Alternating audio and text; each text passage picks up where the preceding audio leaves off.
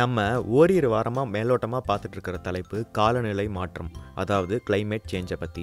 அதே தலைப்பை நோக்கி இன்னைக்கு நம்ம பார்க்க போறது சோலார் பேனல் எப்படி வேலை செய்யுதுங்கிறத பத்தி தான். அதாவது சூரிய ஒளியிலிருந்து எப்படி மின்சாரம் தயாரிக்கலாம், எப்படி தயாரிக்கிறாங்க. நம்ம உலகம் உபயோகிக்கிற மின்சாரத்தை விட 10,000 மடங்கு சூரியன் கிட்டேருந்து சக்தி நமக்கு கிடைக்குதாம். சூரியன்லேருந்து வர சக்தியை மின்சாரமா மாற்ற நமக்கு சோலார் பேனல் தேவை. சோலார் பேனலை எடுத்துக்கிட்டோம்னா அதில் நிறையா சோலார் செல்ஸ் இருக்கும். இந்த சோலார் செல்ஸ் எல்லாமே சிலிக்கானால் செய்யப்பட்டது. சிலிக்கான் மண்ணிலேருந்து தயாரிக்கிற ஒரு தனிமம், அதாவது கெமிஸ்ட்ரியில் எலிமெண்ட்னு சொல்லுவாங்க. இது உலகத்திலேயே 2ஆவதா நிறையா கிடைக்கப்படுற ஒரு தனிமம். சிலிக்கான் ஒரு செமிகண்டக்டர், அதாவது சில சூழ்நிலைகளில் இது ஒரு மின்சாரம் கடத்தும் பொருளாக வேலை செய்யும். சிலிக்கானுக்கு 4 இணைத்திறன் எலக்ட்ரான்ஸ் இருக்கும், அதாவது 4 வேலன்ஸ் எலக்ட்ரான்ஸ் இருக்கும். இந்த மாதிரி சிலிக்கான் ஆட்டம்ஸை ஒன்று சேர்த்து வச்சோம்னா நல்லா நிலையான நிலையில் இருக்கும். ஆனால் இதில் மின்சாரம் பாயவே பாயாது. இதுக்கு தான் டோப்பிங்னு ஒரு முறையை பயன்படுத்துகிறாங்க. தமிழில் மாசு ஊட்டல்னு சொல்லலாம். சிலிக்கானை அப்படியே வச்சுக்கிறதுக்கு பதிலாக அதில் கொஞ்சம் ஃபாஸ்பரஸையோ போரானையோ போடுவாங்க. ஃபாஸ்பரஸோட இணைத்திறன் எலக்ட்ரான்ஸ் 5, போரானுக்கு 3.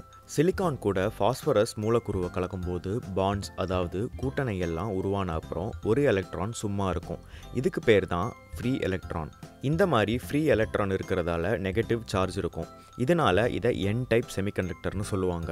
அதே போல் சிலிக்கான் கூட போரான் சேர்த்தோம்னா பாண்ட்ஸ்லாம் உருவான அப்புறம் ஒரு கூடுதலான இடம் மீதி இருக்கும். இந்த மாதிரி இருக்கிற கூடுதல் இடத்துக்கு பேர் தான் ஹோல்னு சொல்லுவாங்க. இந்த மாதிரி ஹோல் இருக்கிற செமிகண்டக்டருக்கு பாசிட்டிவ் சார்ஜ் இருக்கும்.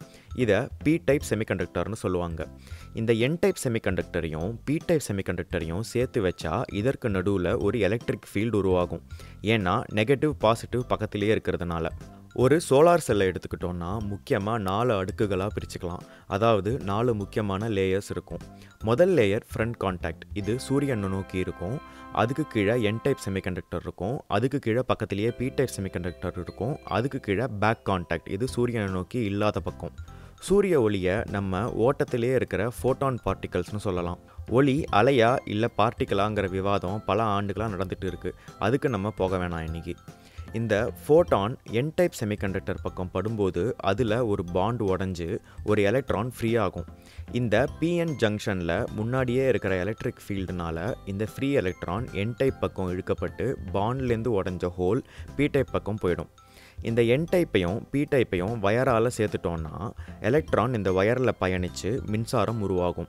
அந்த எலக்ட்ரான் மறுபடியும் பி டைப் பக்கம் போய் ஹோலில் சேர்ந்துக்கும்.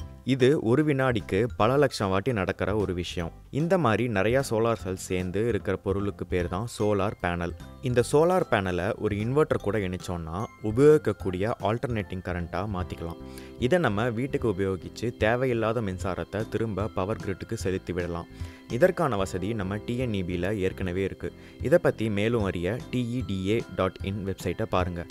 இது நம்ம தமிழ்நாடு எனர்ஜி டெவலப்மெண்ட் ஏஜென்சியோட வெப்சைட். இந்த வெப்சைட்டில் நீங்கள் சோலார் பேனல் வீட்டில் வச்சிங்கன்னா நம்ம கவர்மெண்ட் என்ன சலுகைகள் தருவாங்கங்கிறத பற்றியும் நிறையா தகவல்கள் இருக்குது. நம்ம ராமநாதபுரம் பக்கத்துலேயும் 648 மெகாவாட் சோலார் பிளான்ட் இப்போ வந்திருக்கு. இது உலகத்திலேயே இப்போதைக்கு இருக்கிற பெரிய சோலார் பவர் பிளான்ட்டாம். 12 சோலார் செல் இருக்கிற பேனலை வச்சு ஒரு மொபைல் ஃபோனை சார்ஜ் பண்ணலாம். பல 100 இல்லை 1000 சோலார் செல்லை இணைச்சு இருக்கிற சோலார் பேனலை வீட்டு மொட்டை மாடியில் வச்சோன்னா வீட்டுக்கு தேவைப்படுற அனைத்து மின்சாரத்தையும் உருவாக்கலாம். சோலார் பேனல் பல வருடங்கள் வேலை செய்யும். எதுவும் ரிப்பேர் பண்ணவோ மாற்றவோ தேவையே இல்லை. இது ஒரு நன்மை. தீமைகள் என்னன்னு பார்த்தோன்னா எல்லா இடத்துலையும் எப்போவுமே வெயில் அடிக்காது. இப்போது ஊட்டிலேயோ கொடைக்கானல்லையோ இது சிறப்பாக வேலை செய்யும்னு சொல்ல முடியாது. இந்த சோலார் செல்லோட இயங்கும் திறன், அதாவது எஃபிஷியன்சியும் ரொம்ப கம்மி. இதற்கான காரணம் நிறையா சூரிய ஒளி பிரதிபலித்து திரும்ப போயிடும். அது மட்டும் இல்லாமல் எல்லா எலக்ட்ரானும் மின்சாரம் உருவாக்க பங்களிக்காது. உலகத்திலேயே மிக உயர்ந்த வகை சோலார் செல் 45% சூரிய ஒளியை தான் மின்சாரமாக மாற்றுதான். கமர்ஷியலாக வர சோலார் செல்ஸோட எஃபிஷியன்சியும் 15% 20% தான். இதெல்லாம் போக போக உயரும்னு நம்ம கண்டிப்பாக நம்பலாம். இருக்கிற டெசர்ட்லையும் ஹைவே ரோட்ஸ்லையும் சோலார் பேனல்ஸை செட் பண்ணோம்னாலே நிறையா மின்சாரம் உருவாக்கலாம். நம்ம இந்தியாவில் நிறையா இடத்துல இன்னும் மின்சார வசதியே வரலை. அந்த மாதிரி இடங்களில் சோலார் பேனலை முதல்ல கொண்டு போகிறது ஒரு சிறப்பான விஷயமா இருக்கும். அவங்களாம் கெரோசின், நிலக்கரி உபயோகிக்க தேவையே படாது. இதையெல்லாம் தாண்டி இதுக்கு பின்னாடி ஆயில் கம்பெனிகள் மற்றும் அரசியல் கட்சி சம்மந்தப்பட்ட மிகப்பெரிய அரசியலும் இருக்குது. அதை பற்றி நம்ம பேச வேணாம். சோலார் பேனலுக்கு பின்னாடி ஓரிரு சிக்கலான விஷயங்கள் இருந்தால் கூட இது நிலக்கரி ஓடவோ கெரோசின் ஓடவோ ரொம்ப நல்ல விதத்தில் மின்சாரம் தயாரிக்கக்கூடிய ஒரு முறை. அமெரிக்கா போல நாடுகள் இன்னும் காலநிலை மாற்றம் உண்மையா இல்லையான்னு பேசிகிட்டு இருக்கிற சமயத்தில் நம்ம ஏற்கனவே இதற்காக நிறையா விஷயங்கள் பண்ணிகிட்டு இருக்கோம். நம்ம கவர்மெண்ட்டும் பண்ணுன்னு எதிர்பார்க்குறோம். நம்ம உலகத்தை நம்ம தாங்க பாதுகாக்கணும். நம்ம ஜாலியாக இருப்போம், ஆனால் நம்ம பேரனோ பேத்தியோ சந்தோஷமாக இருப்பாங்களான்னு அடுத்த வாட்டி உங்கள் வீட்டு ஏசியை ஆன் பண்ணும்போது யோசிங்க. இந்த மாதிரி விஷயத்தை பற்றி மேலும் கற்றுக்கொள்ள www.arivutini.com/climate வெப்சைட்டை போய் பாருங்கள்.